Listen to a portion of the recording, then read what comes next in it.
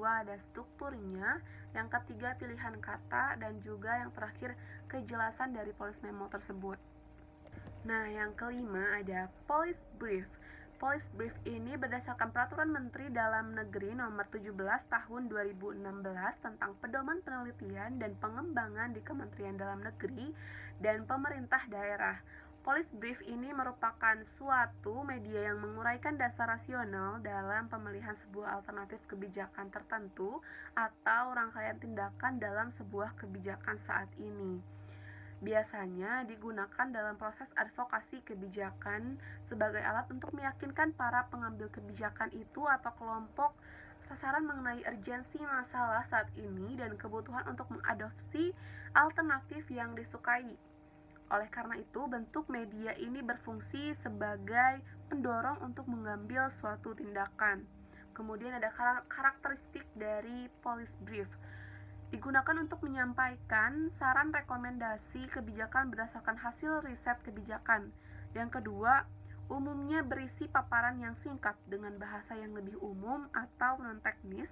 Kemudian yang ketiga, berfungsi sebagai jembatan antara peneliti atau analis kebijakan dengan pengambil kebijakan yang berupaya menjelaskan dan meyakinkan urgensi itu terkait. Kemudian, tujuan utama policy brief ini sebagai media untuk mengeksplorasi dan advokasi. Policy brief ini juga sebagai media eksplorasi. Kemudian ada komponen policy brief. Berikut ini ada 8 komponen yang dapat menjadi pedoman dalam penyusunan sebuah brief, yaitu yang pertama ada executive summary, kedua pernyataan isu atau masalah, kemudian latar belakang masalah, keempat pre-existing policies, yang kelima ada pilihan kebijakan, yang keenam ada keuntungan dan juga kelemahan, yang ketujuh ada rekomendasi, dan yang terakhir ada source consult or recommended. Dan kemudian ada kelebihan policy brief. Dalam hal ini Dwianto tahun 2012 mengemukakan keuntungan dari policy brief. Yang pertama itu ringkas, sederhana, tampilan menarik, banyak gambar sehingga tidak perlu diperbaiki dan sebagainya.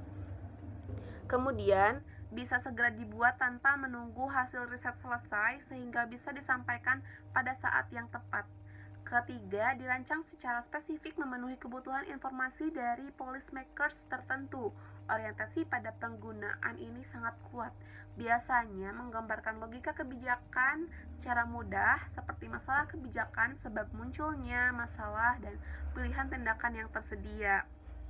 Kemudian sistematika penulisan dari policy brief ini yang sangat jelas. Selanjutnya, berdasarkan Permendagri nomor 17 tahun 2016 ini dan juga peraturan lain nomor 28 tahun 2017, terdapat beberapa komponen dalam penyusunan policy brief, yaitu yang pertama, ringkasan, kemudian pernyataan isu masalah, kemudian pernyataan latar belakang masalah, kemudian pre-existing policy, kemudian pilihan kebijakan, dan yang terakhir keuntungan dan juga kelemahan.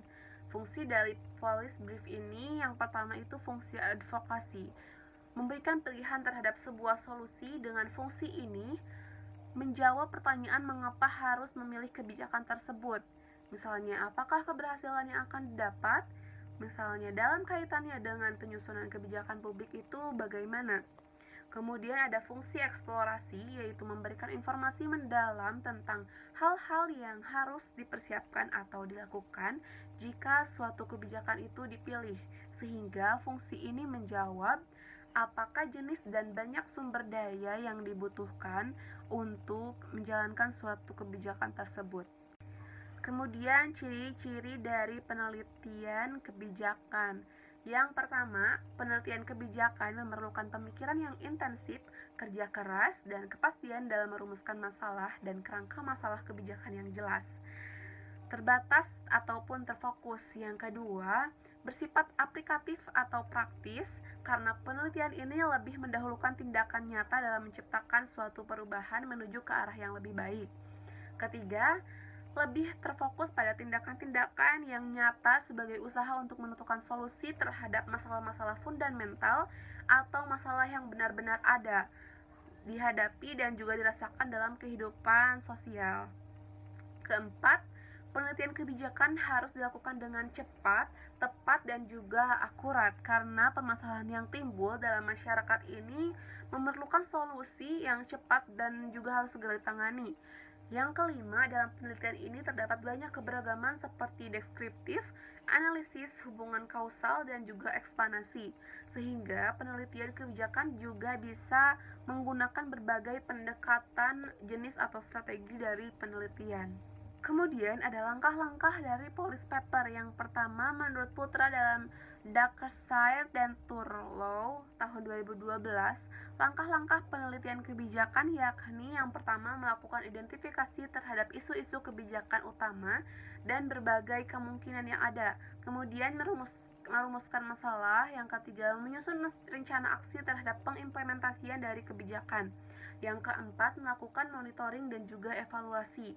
Berdasarkan fungsinya, penelitian kebijakan dibagi atas dua jenis atau kategori, yaitu penelitian untuk kebijakan berfungsi sebagai pemberi layanan dalam bentuk evidensi, masukan yang bersifat verifikasi atau afirmatif sebagai penyempurnaan untuk seluruh tahapan dalam proses penelitian kebijakan, dan dapat digunakan di setiap tahap atau unsur kebijakan serta terhadap seluruh unsur tahapan kebijakan secara sekaligus. Kemudian, penelitian tentang kebijakan ini berfungsi untuk memberikan kritik berupa perspektif alternatif bersifat falsifikasi atau kritik konstruktif terhadap peningkatan kualitas kebijakan melalui perumusan kebijakan ataupun unsur kebijakan secara sekaligus. Yang selanjutnya ada prinsip dasar policy paper. Prinsip dasar policy research atau policy paper yaitu yang pertama, policy research memiliki sense yang berbeda dibandingkan penelitian pada umumnya, seperti skripsi, tesis, atau disertasi. Policy research ini harus kuat di policy problem. Policy problem sendiri dapat dirumuskan dengan baik jika ada informasi pendahuluan terkait dengan isu atau variabel yang akan dikajinya. Kemudian yang kedua ada kegagalan merumuskan policy problem akan menjadikan hasil analisis dan rekomendasi dalam paper atau laporan penelitian tidak dapat mengatasi suatu masalah. Menurut ahli matematika Richard Hamming tahun 1915 sampai 1998, lebih baik menyelesaikan masalah yang benar dengan cara yang salah daripada memecahkan masalah yang salah dengan cara yang benar. Kemudian yang ketiga ada selain policy problem, kajian kebijakan sebaiknya juga memperhatikan dua policy relevant information lainnya, yakni policy outcome dan policy performance. Kedua hal ini idealnya sudah tersedia saat merumuskan research design. Dengan memiliki informasi ini, maka research question tidak berkarakter deskriptif untuk menghasilkan suatu informasi, tetapi lebih solutif atau menjawab masalah yang fundamental dan memberikan alternatif suatu kebijakan. Kemudian materi yang terakhir ada mitigasi resiko kebijakan. Mitigasi resiko merupakan tindakan terencana dan juga berkelanjutan yang dilakukan oleh pemilik resiko di mana agar bisa mengurangi dampak dari suatu kejadian yang berpotensi atau telah merugikan atau juga membahayakan pemilik resiko tersebut. Demikian yang bisa saya sampaikan, kurang lebihnya mohon dimaafkan. Terima kasih. Wassalamualaikum warahmatullahi wabarakatuh.